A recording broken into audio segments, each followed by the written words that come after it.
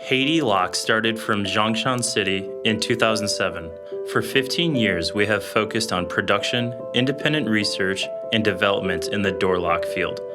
Now we have a factory area of more than 20,000 square meters, 12 professional R&D personnel, and more than 320 workers in the factory. The annual output value reaches 230 million RMB and is still growing steadily at a rate of 5% every year.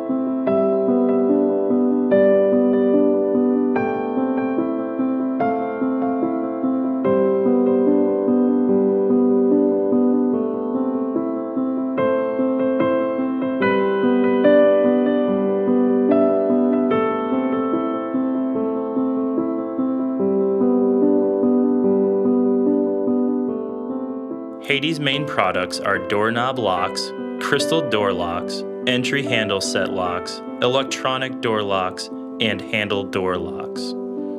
The products are sold in China and overseas. Through years of hard work, we have accumulated rich experience in cooperating partners in the door hardware industry. Haiti Locks will keep creating every detail with ingenuity and creating excellent quality with innovative spirit.